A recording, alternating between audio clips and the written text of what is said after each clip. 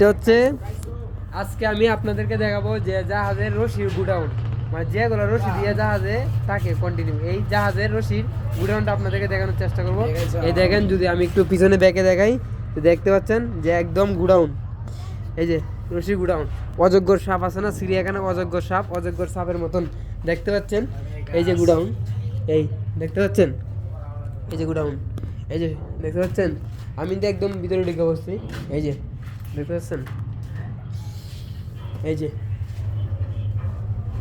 এই যে এটা হচ্ছে শুধু রশির গুডাউন।